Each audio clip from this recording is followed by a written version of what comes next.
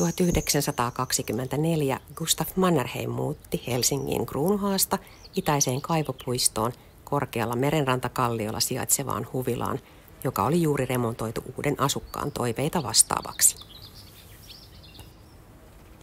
Huvilan nykyistä laajempi tontti ulottui pihapiiristä alas kallioiden idänpuoleiselle merenrannalle saakka.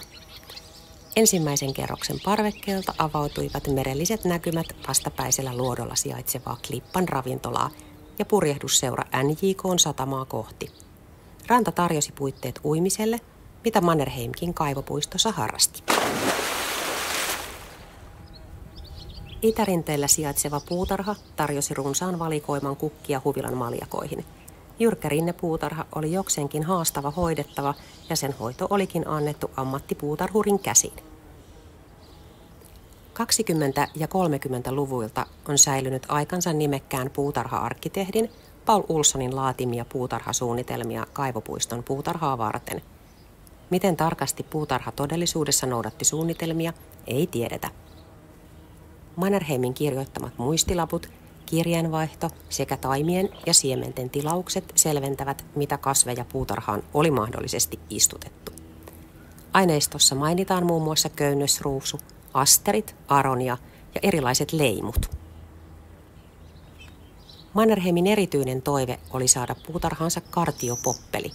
Toive toteutui ja keilan muotoinen puu erottuu valokuvissa selvästi. Punaisen grassin kasvattamista varten hän tilasi siemenet ja kukkalaatikot Lontoosta saakka. Puutarhan rastaat ja kyyhkyt kuitenkin napsivat siemenet parempiin suihin, ja Mannerheim sai kokea monelle kotipuutarhurille tutun pettymyksen, kun kylvö ei tuottanutkaan toivottua kukkarunsautta. Mannerheimin aikaisista istutuksista on säilynyt tähän päivään saakka etupihalla kasvavat koristeomenapuut, jotka ovat pian 100-vuotiaita. Meneillään olevan museon peruskorjauksen aikana piha-aluetta ja puutarhan istutuksia uudistetaan. Täydellinen ennallistaminen ei kuitenkaan ole mahdollista, vaikka vanhoja valokuvia ja dokumentaatiota voidaankin hyödyntää. Puutarhaan on kuitenkin tarkoitus istuttaa runsaasti erilaisia perennoja, sipuli- ja mukulakasveja, lehtipuita ja pensaita. Nykyistä värikkäämpi ja runsaampi puutarha tulee olemaan yhdistelmä vanhaa ja uutta ja on avoinna myös museovieraille.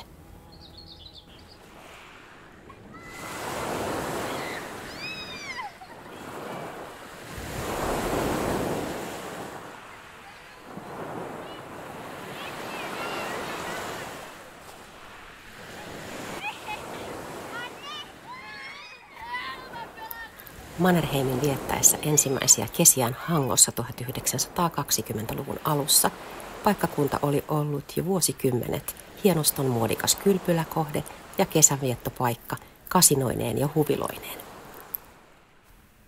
Vuokrattuaan ensin Stora Talholmen saarella sijaitsevaa kesähuvilaa, hän lopulta osti sen itselleen 1926. Huvila sai nimen Stormhella, myrskykallio. Stormhella esiintyi myös postikorteissa nimensä mukaisessa myrskyisessä maisemassa. Mannerheim isännöi huvilalla kesävieraitaan, joiden kanssa tehtiin kävelyretkiä saaren kallioilla ja poluilla, seurusteltiin huvilan aurinkoisella terassilla ja vierailtiin kahvilla 4 tuulen tuvassa. Hän viihtyi huvilan rauhallisessa merellisessä ympäristössä hyvin myös yksinään Jack-koira seurassaan, omien sanojensa mukaan meren ikuinen laulu seuralaisenaan. Mannerheim ei säästellyt vaivojaan luodakseen saarelle viihtyisät puitteet. Puutarha-arkkitehti Paul Ohlson laati kukkaistutukset, joita Mannerheim itse hoiti palkatun puutarhurin lisäksi. Kalliopuutarhaa istutettiin eri puolille huvilan läheisyyteen. Näissä istutuksissa oli ainakin jänynvihmaa, neilikkaa, Karpaattien kelloa, rantaveronikaa ja saniaisia. Saaren kuivat ja tuuliset olosuhteet tosin aiheuttivat joskus päänvaivaa. Huvilan edustan penkeissä kasvoi kaikesta huolimatta ruusua, leimua ja sormustinkukkaa. Saarella sijaitsevan pienen vesilätäkön Mannerheim laajensi ja muokkasi lammeksi. Lampeen istutettiin lummetta ja reunamille iiristä. Lammen rannalla kasvoi myös valokuvauksellinen käkkyräinen mänty, joka esiintyi myös Stormhella postikorteissa. Mäntyjä kasvoi saarella luonnostaan, mutta niitä istutettiin lisää huvilarakennuksen ympärille. Mäntyjen maalaukselliset varjot näkyvät kuvissa terassin seinustalla. Kun huvilarakennusta aikanaan laajennettiin, saivat ympäristön männyt jäädä paikoilleen kasvamaan terassin ja parvekkeen läpi.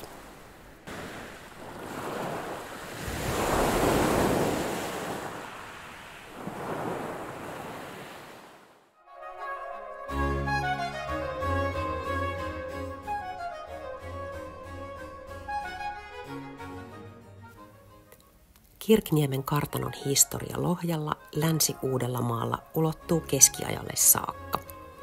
Paikka mainitaan ensimmäisen kerran kirjallisissa lähteissä jo 1417. Nykyinen tyyliltään uusklassinen päärakennus valmistui vuosien 1796 ja 1814 aikana. Vuosisatojen mittaan kartano on ollut peräti 4 marsalkan omistuksessa. 1500-luvulla Åke Tottin, 1600-luvulla hänen poikansa Claes Tottin, 1700-luvulla Augustin Ehrensvärdin ja viimein myös marsalkka Mannerheimin omistuksessa.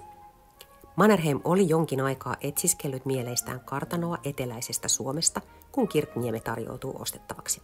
Hän hylkäsi muut suunnitelmat ja kaupat tehtiin kesällä 1945. Aikaisempien omistajien jäljiltä päärakennus ja puutarha olivat päässeet rapistumaan, ja Mannerheim paneutui innolla niiden kunnostustyöhön.